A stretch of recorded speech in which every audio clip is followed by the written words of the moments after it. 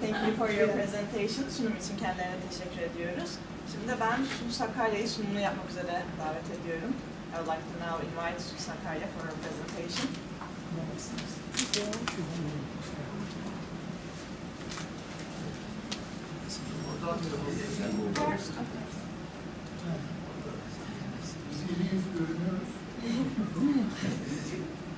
Yeah, it used to be. It's, I mean, no longer.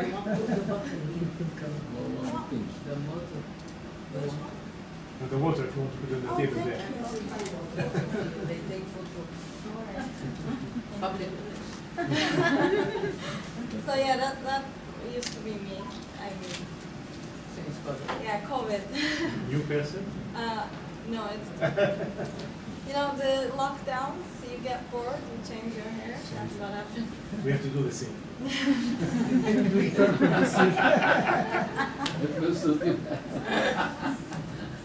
Well, I am Su Sakarya. My parents are Rotary members. I unfortunately am not yet a Rotary member. What active? Not even. It's a shame, I know. No. We want you, that's all. Yeah, not yet, but soon I'm hoping. What I do is that for a while now I've been doing brand communication, which means that you do branded communication for organizations, for people even, or brands, whatever can be branded, we do communication for them. And that's why I thought, maybe I could share my insights and hopefully inspire this seminar a little bit. What I'm gonna go over are very basic stuff I know. It's what a brand is, then what a branding is, and then what a brand communication is, and what it could mean for Rotary. These are like basic terms that we all know. We all know what a brand is, for example. But I think it's important to go over them because if we are all on the same page about basic foundations, I think then we understand why they are important and we can go above and beyond. So what is a brand? A brand is basically, and it could be a name, a term, a design, a symbol, or any other asset, a feature that identifies one seller's good apart from the others in the market. And this is what the Marketing Association says that a brand is. But I think I can explain it a little bit better in the sense that I think we can say that a brand is basically an image or a feeling that you have in your mind or in your soul when you are thinking of a service or a good that a company or organization provides. That's what a brand is. And so it's an idea, an image in people's minds when they think about a product or an image or an experience. For example, when they think about Rotary's experiences, that's what they feel, what the image that they have in their head is what Rotary's brand is, basically. When you think about any image, anything, any action, yeah, it goes to another company or to society. Yeah, the important thing is it's very good that we mentioned this because products can remain the same. And many other brands can produce the same product, but how they communicate it, for example, what E-means water feels for X person can be different than what Fiji's water feels. And I'm gonna go through these water brands because I think it's a very good example because water is a very basic product. It was a necessity for humanity for the start of time. It's very simple. I mean, it could be fizzy, it could be a little bit flavored, but usually water is just water and it usually tastes the same. But I mean, in all of our countries, we have thousands of different water brands and they all sell the same thing, but they all have different brands. Then why do we have this? And that's exactly what I think brand is, and it's a very good example to understand what a brand is.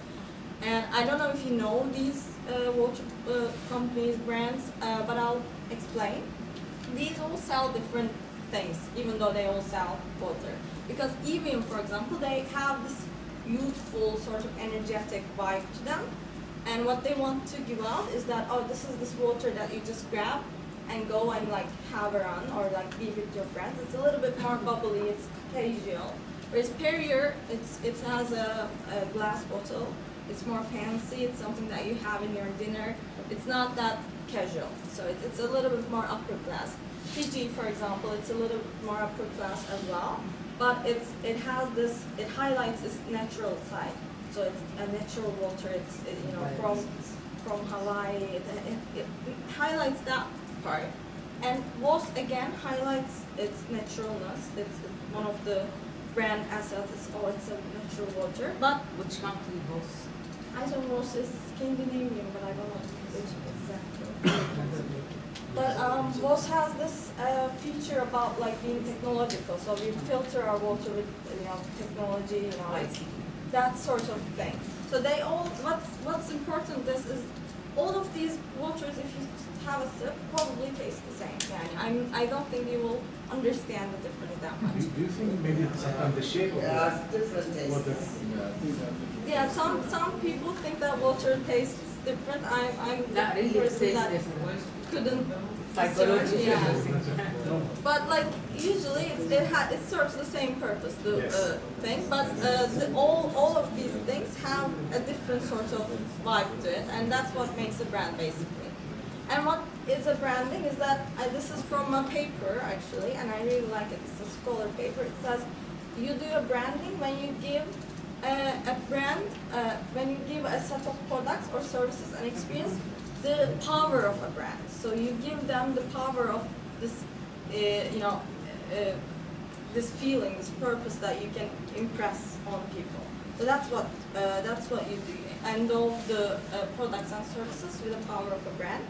And I think branding something is giving it a purpose, giving it a story, basically. And it's also the branding strategies, setting your services, setting your experiences apart from your competitors. So there are a lot of perhaps volunteer experience organizations that might be doing similar stuff to Rotary, but you want to set yourself apart from them. That's where your branding comes along.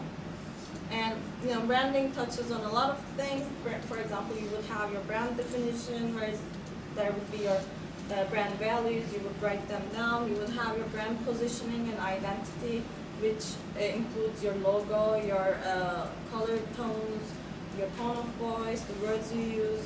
There's also management and internal experience, which includes member experience. For example, how you relate to each other. If you send your members emailing, stuff like that. And there's also product and service designs, like the bottle designs for water, for example. And partnerships, how you partner with other people in the ecosystem. And also communication, so how you communicate your purpose with others.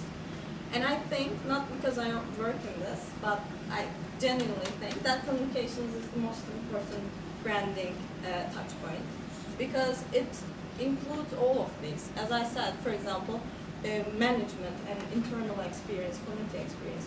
You send emails, that is a communication touch point. Or let's say you're doing partnerships. How are you going to reach out to those partners? How are you going to talk about those partnerships? That is a communication touch point. So it encapsulates all of the aspects of your branding. Everything that your branding touches also is touched by your communications and encapsulated by your communications. That's why I think it's important. And then we turn back and say, then what is a brand communication? And I tried to come up with an explanation and said brand communication is all the signals sent out to all stakeholders of a brand through various channels. It could be intentional, it could be unintentional. And I wanted to focus on a few aspects here. One is the stakeholders. So what do I mean when I say a brand's stakeholders? For example, Rotary's stakeholders, it's you. It's the community, it's the donors, it's the audience that you sometimes reach out to that are not yet a part of your community. If it's a brand, it could be your employees. If it's a company, it could be your employees. It could be your executives, all the stakeholders. And when I say all the signals, I mean all the signals, like visual signals, textual signals. For example, there's this, there's a visual there, there are some writing there, you have some slogans, taglines, all of those things, all the content. Usually when we give out signals, we give out them together. For example, there's a tagline, and let's say you're doing a social media post about sea pollution. You come up with a visual, you come up with a tagline or a caption, and you come up with the content. For example, are you going to do, I don't know, when you're doing a social media, is it going to be an interview? Is it going to be just, a big slogan? All of those things usually are selected together, so it's never one signal. So it's a little bit confusing on trying to keep track of all this. And also what's confusing is that, yes, you give out intentional signals, but you also give out unintentional communication signals. For example, intentional ones are the ones that we all know, like social media, mailing, websites, podcasts, advertorials, all of those. But there's also unintentional signals, the word of mouth, what people hears about you. There are organic content. Everybody's a content creator right now in today's world. They could create content about you. There could be press coverage about you that you didn't intend to have out there. So it's a little bit, I think, intimidating, because there's so much communication about you. All of these signals that you need to control with your branding, you need to make sure that they're all branded. But it's a little bit confusing and hard to keep track, because you're just one human and you're not your organization, and it's really hard to keep in control all the time. But I think there's a way in there, and I saw this in actually Rotary's brand book. It says brandism is more than a logo. It says that Rotary's brand is not just its wheel, that it's a perception on how others think about us, not just how we see ourselves. And that is, I think, the core of what I would trying to say all of this talk. This is from Rotary's own brand book, and there's this book about brands that I really like. It's called Brand Gap by Martin Neumeyer, and it says that brands don't live in street corners, in advertorials, billboards, digital platforms. They live in and die in the minds of their audience. So there's this another quote. I think I wrote it down here. So yeah, they live and die in the minds of their audience, and a brand is never what you say it is. You could write a brand book about Rotary and say that Rotary is this brand, but ultimately it's what they think that the Rotary is that matters, and that's what your brand is. So that's why I think communications is really important, because you can, spend all the money in the world, do all the things that you could do, but it's they that they decide. They need to decide what your brand is. So that is where it gets intimidating, because you say, do I not have any control? But you actually do, because you have all these touch points that, yes, you can't control people's minds, but you can influence them. And you have all these touch points where you are allowed to tell your story and tell it right, and set your brand as a brand or organization, Rotary, as something that is relevant, credible, trustworthy, and attractive. You have all these touch points that you can do that, and you need to do that looking at your brand book, reminding yourself of what your values are, what this organization follows, and how to find ways to communicate it, and sometimes follow the rules. And why is it important for Rotary? In the end, I looked and tried to understand why branded communication matters specifically for Rotary, and I think that's because you are a global organization with 1,000 different languages. All of you are trying to communicate the same story, tell the same story, and it gets hard. Some things get lost in translation. And that's why it's very important. It's very important to keep track of the wording that you use, textual and visual. But you know, as a global brand that is in this size, if you can use the impact that you have, communicate the impact that you have, you also have this capability to do great things as well. So that's what we want to manifest with our communication. And also why it's important, because you are building not just an organization, but a community of like-minded, good-hearted people, and these people want to feel like they belong. If they can see you, see your logo, see your colors, and say, oh, that's Rotary, I know what that is. They feel like they belong. They feel like that, oh, this is the thing that I belong. It's very good to give that identity through your communication to your own members as well, to keep them loyal and happy. And also, obviously, you are people of action, and you do great things, but you do great things when you're together, when you're a good amount of people. And that means that you need people with you, and that means you need to have an attractive organization, and branded communication also helps with that. It helps you keep attractive to other people's, like other members, donors, which are very important for you to make a good impact, basically.